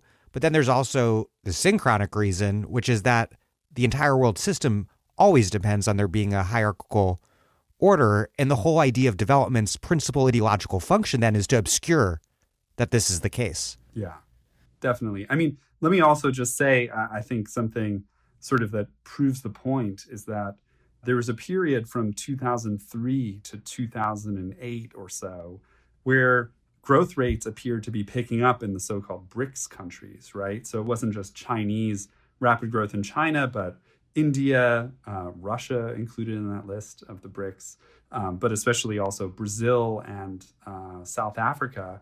And this coincides with the commodity boom. Exactly. There's this commodity boom, and people are talking about convergence, overcoming centuries of divergence between the incomes of rich countries and poor countries due to colonialism and imperialism. Suddenly, in this period, that's all coming to an end, and we're going to see this major convergence. And that period was a period of where, on the world scale, there actually was some uptick in rates of industrial value added was expanding. Like the global industry was growing somewhat more quickly compared to its general trend of falling rates of growth. And the world economy was growing a little bit more quickly compared to its general trend of falling growth rates. And that's what inspired this kind of excitement, as it were, about the whole thing maybe creating these conditions in which development really could be achieved. But what we saw, of course, was that period really relied on, that period's growth really relied on a massive financial bubble in the United States and in other countries. And once that popped, it really began to eradicate the basis for that shared growth. And now we've seen, especially in Brazil and South Africa, well before the COVID-19 recession, they had very, very slow and kind of permanently, especially in the case of Brazil, in and out of recessions. India's growth rate, of course, also slowing down, and China's growth rate also slowing down, and Russia also mired in a lot of economic problems. So the general when the economy seems like it's improving, even just a little bit, people get really excited, economists, but also, many, many masses of hundreds of millions of people around the world. It does seem like things are actually going to work, but the bases of it are so fragile and financial, and when they collapse, they have really horrendous consequences. I'm glad that we got to the commodity boom, because this contradiction that we've been talking about, this idea that the global South can replicate the global North's path, even though that's the global North path is premised on that being impossible, reminds me of the ecological contradictions posed by fossil fuel extraction and combustion, where the first world used up the vast majority of the world's carbon budget and used that budget to develop itself. And so the third world simply cannot follow because we can't emit more carbon. So in both the case of carbon emissions and industrialization, in both cases, poor countries at the bottom rungs of the world system simply structurally cannot follow the first world countries' lead. Yeah, it's a devastating environment. We're seeing this now, of course, in an extreme way.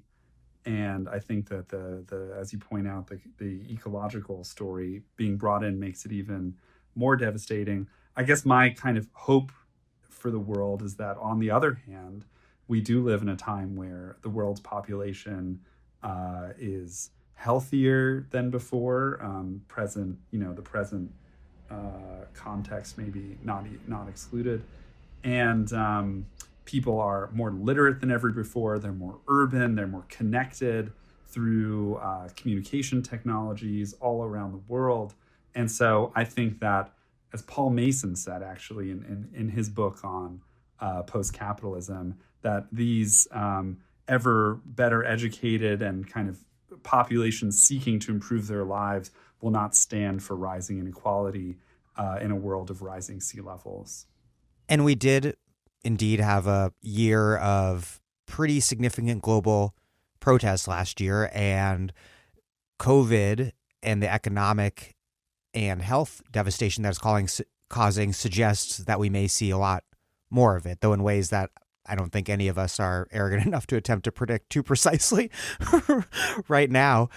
But on the ecological question, I did want to ask about one other point, which is that how does sort of like a Timothy Mitchell style assessment of capitalist history fit in with what you're arguing in terms of have some of these past explosions of growth, these significant qualitative transformations in the history of global capitalism, to what extent were those premised on sort of breakthroughs in energy?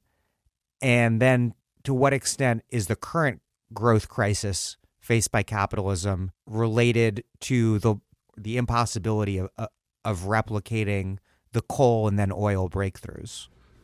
Well, yeah, I mean, I'm far from an expert in that field, right? But my sense is that growth has been incredibly reliant on cheap sources of energy.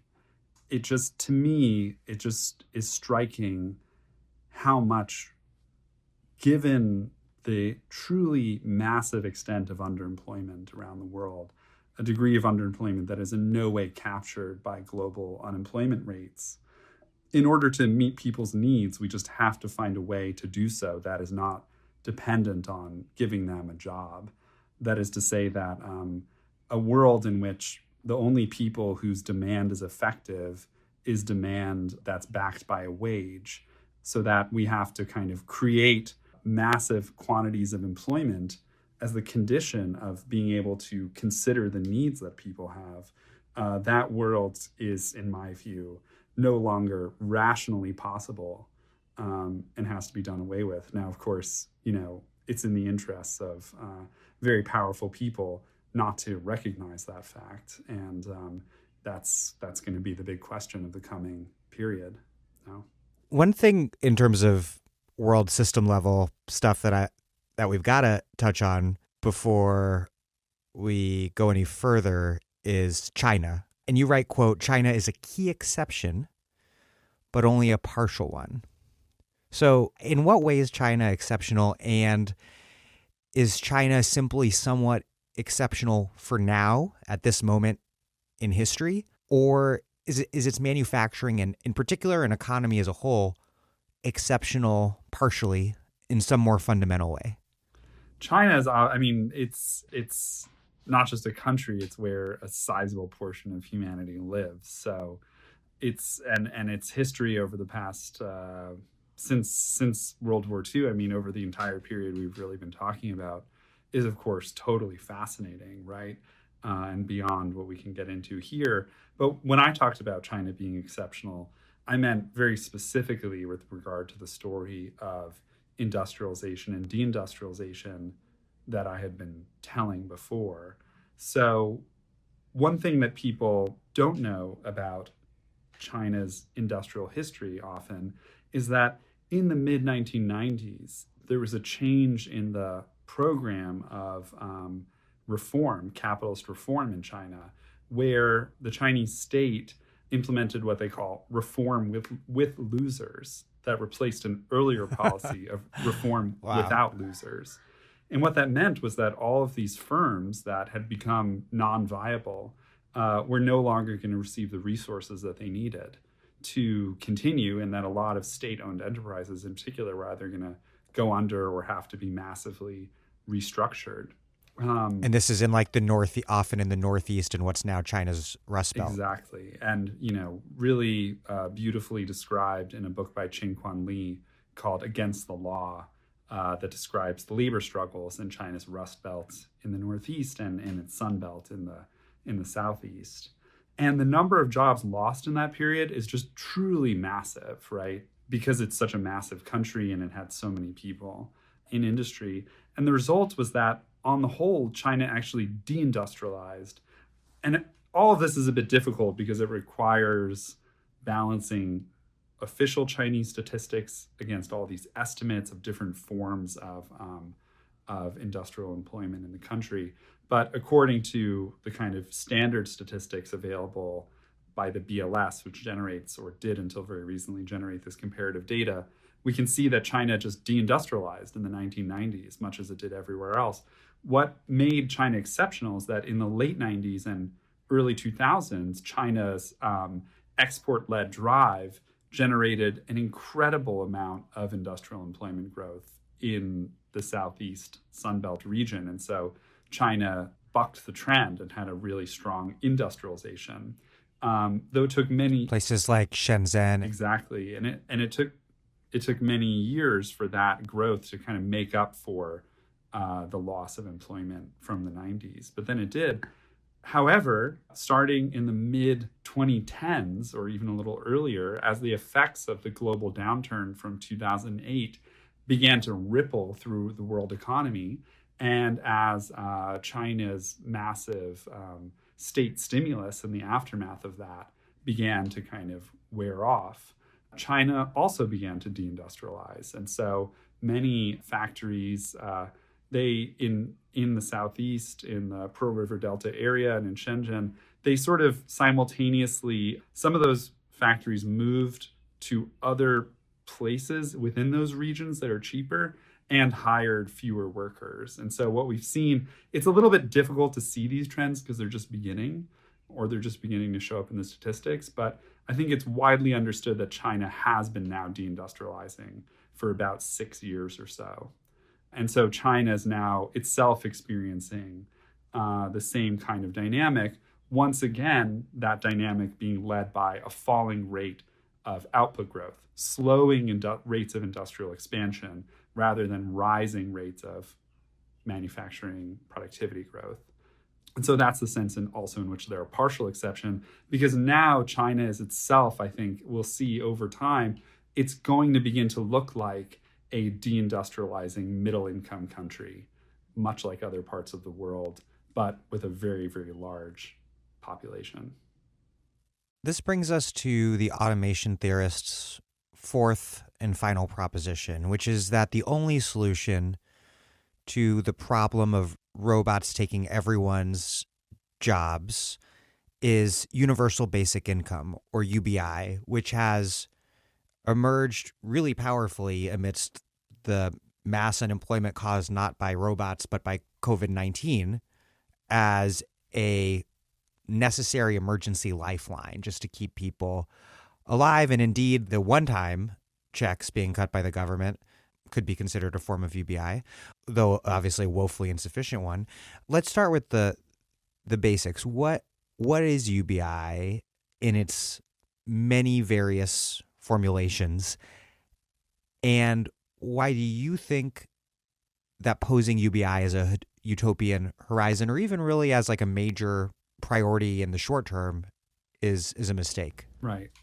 I should say, so I'll say what I understand UBI to be and talk about a lot of its positive features before explaining why I don't think that it is the utopian solution, or maybe in another sense it's a utopian solution, i.e. not a very good one in practical terms. But UBI, the basic idea is that we just should give everyone, just for being human beings, and then, that concept obviously can be sort of, or the expanse of the universality can be significantly reduced when you call it a kind of citizen's income or something like that. But the idea is just to pay people an amount of money every month that allows them to meet their needs, and therefore gives them a lot more security, income security. And set at a high enough level, UBI would just end poverty outright by giving people enough money to raise them technically above the poverty line. what seems very positive about this proposal, especially from an American standpoint, is that in America, instead of having universal benefits, we have a long history of having means-tested benefits, right?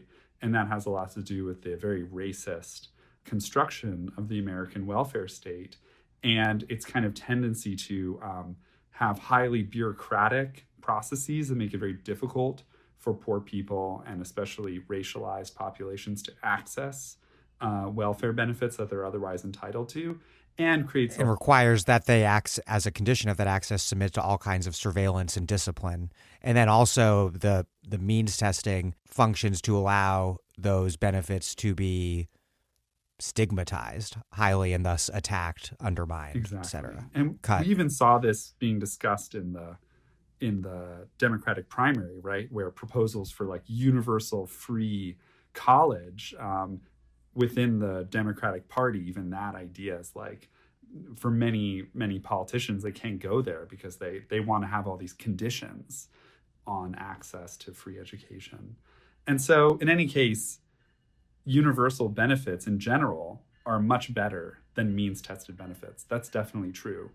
And the idea is that by giving people money, in many cases, you allow them to meet the needs that they want to meet, right? Like if you give someone food stamps, for example, you're telling them that they can have money, but they can only spend it on a particular type of commodity. This kind of, and there's even limits on unemployment benefits, right?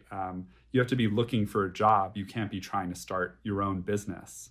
And so by giving people a cash benefit and putting no conditions on it, it makes it possible for people to kind of figure out how to meet their needs on their own. And that's not only a benefit in the United States, it's also something that people have talked about in the developing world. So there's a trend toward, on the one hand, so-called conditional cash transfers or conditional cash benefits, where people are simply provided with an income rather than a government service. And then in some places that even has become there's a kind of groping towards or grasping towards a UBI, which would allow developing countries to just give money to poor people and allow them to figure out what to do with it. And again, I think Brazil's Bolsa Familia is one of the more famous examples. Exactly. And in South Africa, there are a number of income transfer programs that James Ferguson in his book, Give a Man a Fish, talks about that are even more kind of unconditional than the Brazilian programs. So that's all. I think there's something very positive about that idea, because it's the idea that there's a kind of dignity in being a human being, and that in an ever wealthier world, we should be able to just give people money to meet their needs without requiring them to contribute anything. Like, you should be able to meet your needs irrespective of contribution to the economy. And in a lot of ways, that's a very positive vision, and it appeals to people for a good reason. So I guess I point all that out because I think there's a tendency on the left sometimes to sort of know better, you know what I mean? To kind of, oh, well, you think that's the solution. Well, look how silly and stupid you are. You don't really know what's going on. So I think it's really important to recognize the positive impulse behind people's adoption of that. Now, the negative, of course, is that while UBI has been promoted by some really interesting groups of workers, think of the National Welfare Rights Organization, right? Of Black women mostly, who are fighting to improve their conditions and adopt the UBI. Martin Luther King called for it. McGovern called for it, so under the name of the Demo Grant. But it does have a very concerning history as a neoliberal project for transforming the welfare state. Yeah. So what are the key differences in left, liberal, and conservative and libertarian visions of UBI, and what can we learn, if anything, from the fact that both automation discourse and this solution to a UBI is embraced by such a politically disparate cast of characters? Yeah, I think that the fact that the proposal has been adopted across such a wide spectrum of political perspectives is something that people talk about as a kind of positive feature of it. But actually, of course, the devil is in the details because these proposals differ massively in terms of what they actually offer. And something that I was very surprised to learn and very disturbed by is that on the right, one of the main advocates of UBI is Charles Murray, the infamous racist who wrote The Bell Curve. He's one of the major proponents. He talks about it at the American Enterprise Institute. And I wouldn't want to kind of make a guilt by association argument, but I was surprised how many mainstream UBI authors refer to Murray and even adopt parts of his program. Andy Stern imagines a kind of fictitious conversation between Charles Murray and Martin Luther King.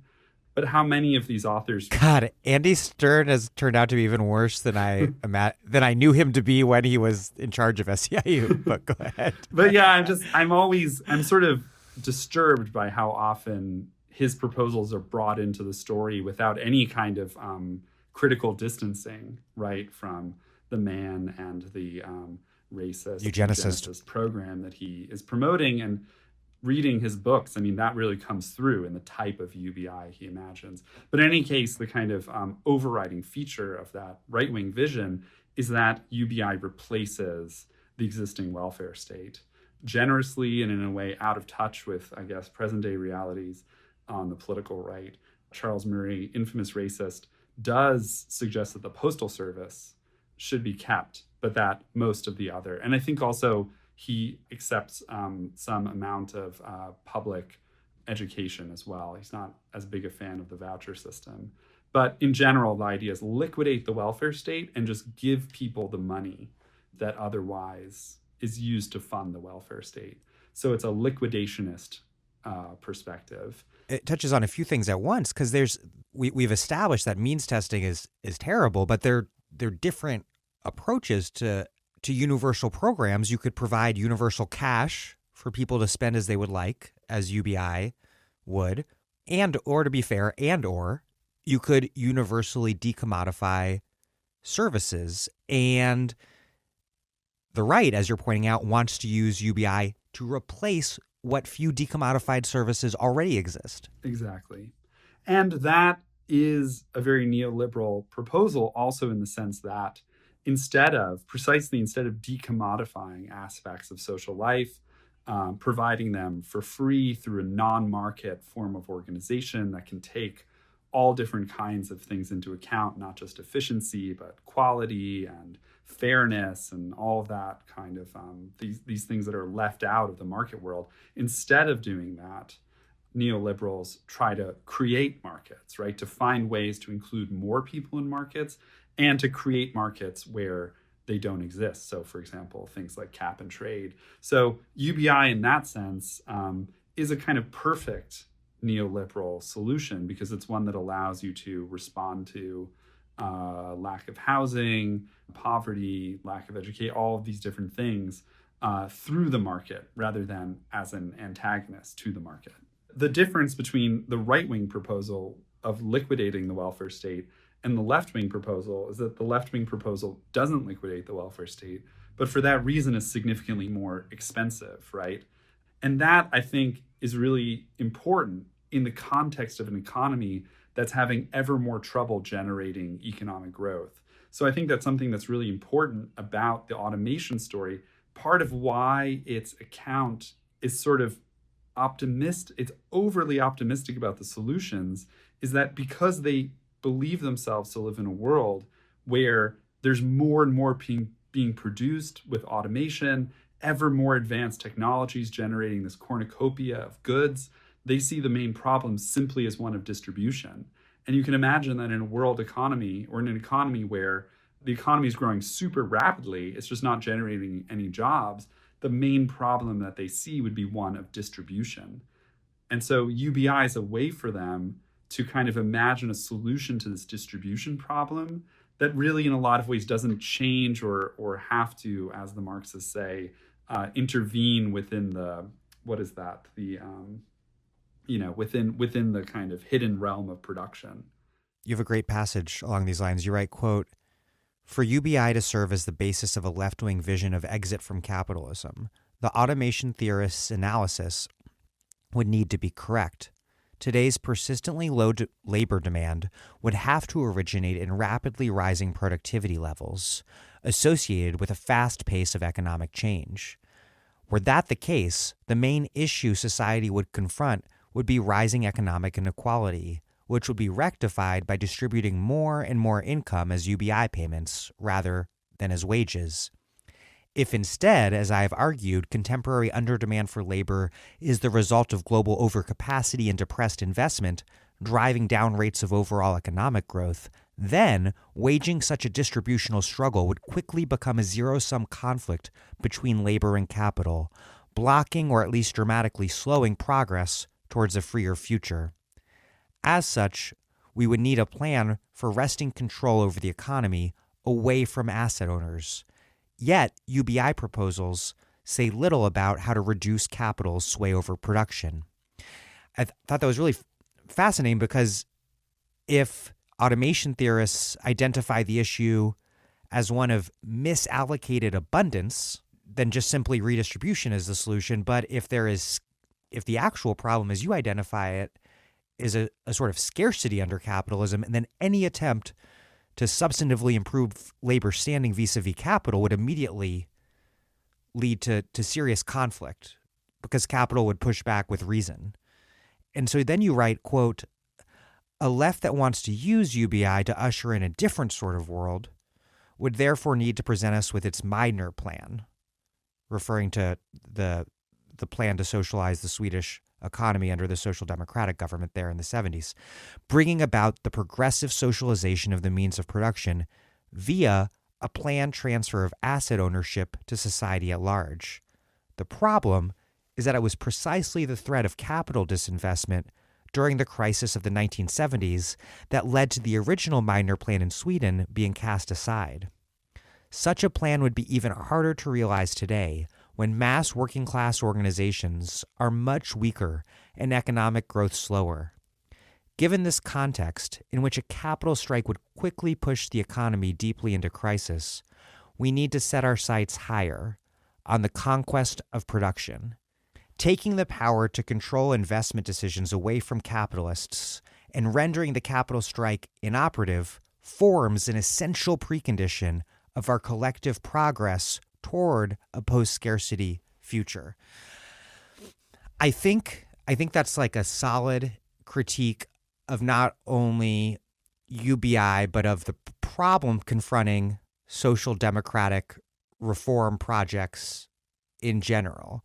But my question to you then is, do revolutionaries have a better plan than reformists? Because there has to be some sort of plan to get from present neoliberal hellscape to a better world, either a much better world or even a marginally better world. And my suspicion has always been, or that the path to a much better world, that we have to get to a somewhat better world first. Yeah, I mean, look, these are incredibly difficult questions, and I'm not sort of supposing that I know the answer to them. In fact, a lot of my interest in the automation discourse comes from my sense that we on the left, as it were, often don't, a lot of the accounts of what that better world, even somewhat better world, would look like come from 20th century projects that seem to have been defeated, or at least require pretty massive changes, right, in order to be viable, whether you're thinking of some kind of revolutionary change that leads to the central planning project that doesn't seem to have worked very well and was just devastating in terms of human life. The social democratic or Keynesian projects that sort of made their peace with capitalism but made a better world within it, now facing this problem of this very long-term running down of the capitalist growth engine, really limiting their room for maneuver. And so, what are the alternatives, and what is the vision of the world that we are even aiming at? As one of my friends said, part of the problem here is that when you don't know where you're going, all roads will take you there. And so having a sense of where you're going at least helps to collapse down the different options and say something about where to go. But I think that in general, this huge problem that capital is no longer a very viable way of organizing society, both facing its increasing economic stagnation and its long-term ecologically destructive tendencies. We have to find some kind of way forward. And in a sense, I'm not saying that I know the path, but I'd at least like to bracket that and think about what the solution might be, as it were, and to have some account of the better world that we aim to create. And then maybe we'd have some sense of how incrementally or dramatically we might be able to get there. I want to conclude by discussing how your analysis applies to this current moment that you certainly did not see coming when you were writing.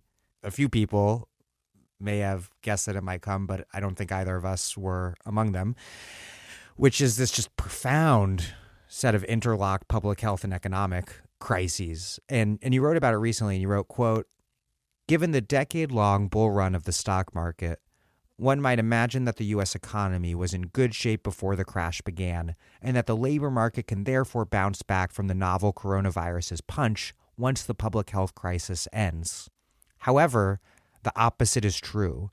The fundamentals of the U.S. economy were already incredibly weak." It's a similar point to something I discussed with Grace Blakely in a recent interview, but that I find pretty much absent from a lot of newspaper accounts of what's going on, which is the idea that the economic problem is more or less limited to this exogenous shock caused by COVID, and that the difficulty of a successful recovery is in turn determined by how deep this acute crisis turns out to be. How does everything that we've been discussing, this crisis in overcapacity and slowing output growth, how is that shaping the way the coronavirus economic crisis is hitting? And how do you think it will shape the so-called recovery that we will be entering sometime at some point? I guess that there's a lot of assumptions you'd have to make to even begin to answer that question, right? And it seems like one of the very obvious ones is that we really don't know what the end game of this looks like. And many of the economic models sort of seem to suggest that we entered an exogenous shock, and then, like other shocks, there's somehow it ends, right? And then we're out of it.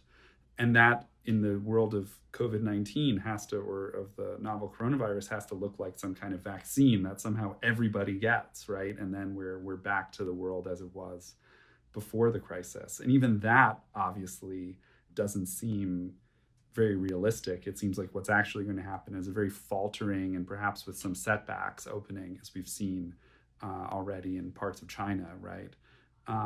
But the story I'm telling, and the way that it affects how we should think about this, is just that we've seen in the past recessions, especially in the US, that very deep recessions and high rates of unemployment have taken very long. It's taken very long for the economy to recover from that. That is to say that we've had long jobless recoveries where there's just many people still unemployed or who've dropped out of the labor force. And so I think that we can imagine that, assuming that there's sort of like what's become for the US a normal recovery from this recession, it means another lost decade in terms of just having a lot of trouble, people having a lot of trouble finding jobs who've lost them, and then also for people who have jobs, winning wage increases. And so I think of people very broadly in my generation who just lived through a very long lost decade, and for whom the period just before the corona recession began, we're sort of finally seeing, like we were finally starting to see a tighter labor market. During the sort of post-war golden age years, recoveries were very rapid, and then labor markets were tight for the entire course of the boom, as it were, post-recession period. What we've seen for a very long time now is that it's only at the very end of the boom that there's any kind of real recovery for the labor market. It's a very brief final phase of a boom, and the last decade-long boom was no exception to that trend. So for people, I think young people, and using that term very broadly because I guess I'm not quite as young as I used to be, but we've experienced a very long period of limited growth and kind of just trying to survive. And now we're all going to face yet another decade of, at best, the same, right? Another lost decade. And of course, that phrase lost decade was one that refers to an even worse situation in Latin America in the 1980s. And people are using it again to describe Latin America's future, looking to 10 years forward. It seems like everybody is really going to be facing, at best, a lost decade following this due to this long-term tendency to stagnation. And I just think that is only going to add to the kind of rage and just the sense that we cannot take this anymore, right? I guess what I mean to say is we've already lived through one lost decade in our recent experience. And the idea of facing that again is just very hard to imagine people being able to like mentally prepare for that. And so I expect there to be a real period of contestation that follows this. I mean, what that looks like under conditions of a major health crisis, when people, the idea of people having protests where they are in their cars or standing all 6 feet apart from one another. I think that somehow people are often very creative in overcoming those kind of technical impediments to making their voices heard. But I expect that to resume, as it were, in the near future. I anticipate that won't even be necessarily the contours within which protest and civil disorder more generally take place across the global South in terms of orchestrated actions that are meant to comply with social distancing rules. Because what it seems like may very well happen in large swaths of the world is that staying at home and social distancing will become economically impossible for huge numbers of people at some point. And what happens after that is hard to predict, but it does not add up to stability for the status quo. And I'm not romanticizing whatever happens. No. Next. It could be bad. I mean, I guess that a lot of my work has been focused on explaining why people are struggling around the world and trying to give some sense of why they're doing so in the forms that they are. And I guess in my view, if you look at all of these major social movements and now also in many parts of the world, I think strike waves and so on beginning to take place, that people are really, these are the struggles of a world of increasingly slow growth, inequality, difficulty finding work, austerity with respect to government services, and, just the absence of a sense of future. And what I hope will happen at some point is that there will be a clear sense of what the alternative is, what the goal is, what we could struggle for, what the better world is that we could aim at. And what I find so beautiful about fully automated luxury communism, or in a totally different register, something like the Green New Deal, is that they begin maybe, in my view, in a somewhat inadequate way, to trace out the possible contours of a better world or a future that we could actually be fighting for. And I think that once that idea of a better future becomes more generally available to people as something to struggle for and begins to take a kind of concrete form in their minds and in their organizations and struggles, that will have a truly massive transformative effect, which isn't to say that I guarantee that that's what's going to happen or I predict that's when it's going to happen, but it's something that could happen and something that, we can hope for. And fight for. My very last question is, if you see this not as an exogenous shock, as it's often presented as being, but rather as something that's part of a deeper biological contradiction of capitalism, what does that mean for what we make of what's happening now and what might happen next? I think something that I've been really watching for and have no sense of where exactly things are going to go is whether or not states are going to be willing under these conditions of a truly, a public health crisis, something really dramatic. And as you say, something deeply, very much a part of the story, not just of globalization, but of a world where people eat more meat, than ever before, transitions in people's diets towards very ecologically unsustainable forms of food consumption. Like whether states under these conditions are going to be forced to make a radical break and to massively increase state production and in a way undertake, as it were, state crisis activity that is suggestive in the way that war production was during World War I and World War II to people, not as a kind of model for what we would have to do to build an emancipated society, but at least showing the possibility that some kind of alternative mode of organizing production is possible. Because it might be a basic requirement for stabilizing the system. Exactly. But I think what we're seeing, and sort of, quite devastatingly again for our future and what's going to happen over the next decade, it does seem like maybe already states are kind of preparing people for the sense that, we took out our pocketbooks to give these checks to people and to kind of keep them going in the crisis. And in fact, now we are going to need financial retrenchment and austerity to follow that. And if that's the path that's taken, it's going to be an incredibly, it'll look like the world we've been in, right, for a long time, but much worse. And it's pretty devastating to imagine that outcome. But so much worse that it's hard to imagine people, even Americans, who put up with quite a lot in some ways in terms of a system that you'd think would have been delegitimated many times over by now, if there's not further fundamental intervention to stabilize people's basic means of subsistence at some point. Acquiescence seems just impossible to imagine, even amongst Americans. Let's hope. Well, Aaron Benanav, thank you very much. Thanks so much for having me.